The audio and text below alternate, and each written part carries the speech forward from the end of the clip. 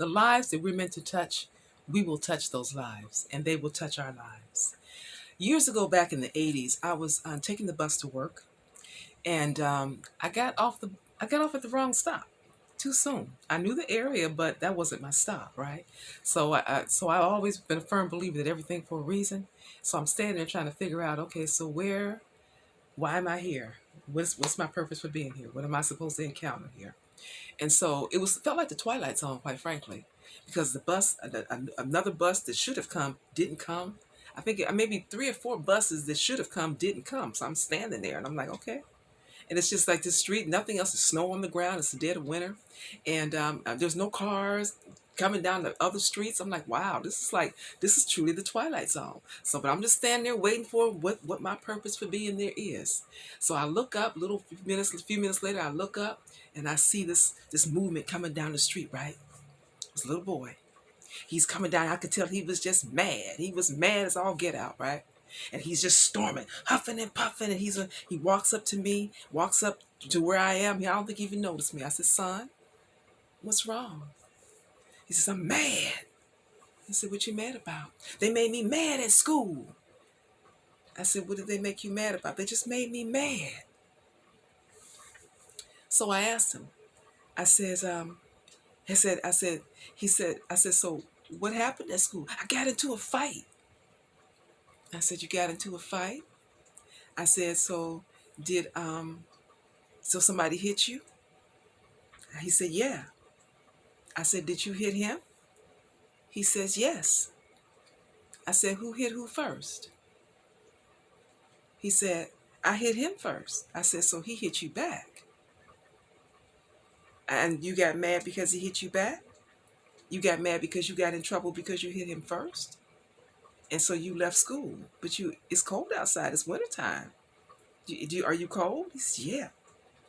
I said, but you're too angry to realize you're cold now, right? I said, so where you going? I'm just going. I said, you left school. Nobody knows where you are.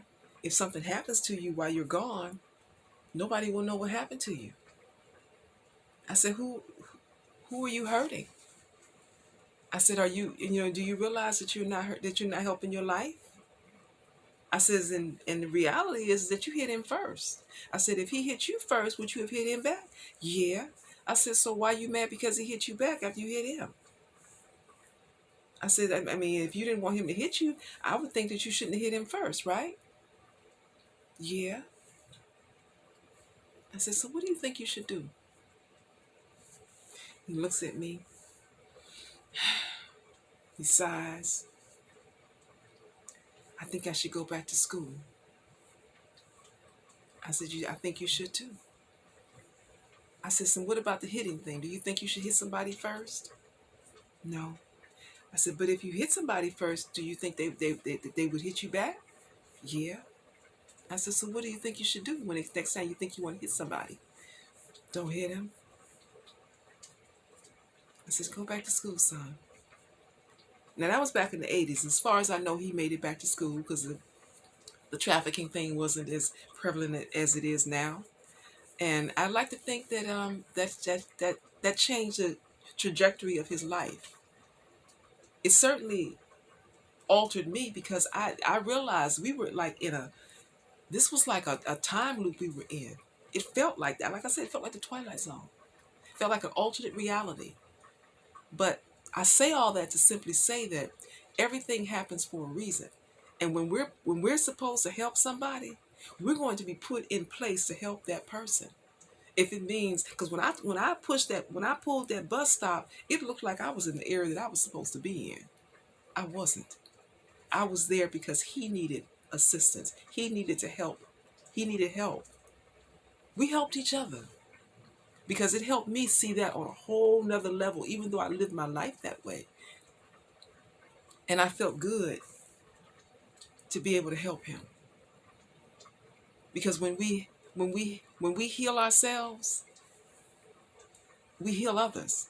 When we help others, we heal ourselves.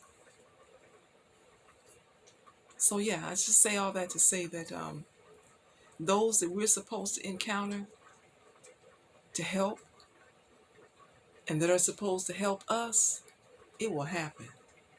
It doesn't matter what it looks like it's going to be. We will encounter, and it'll be right at the time, right at the right time. Because I've had a lot of those experiences in my life, you know, a lot of them. I remember one time I took an air mattress back to the store, and I bought it from Walmart, I think, yeah. And they, for some reason, they wouldn't take it back.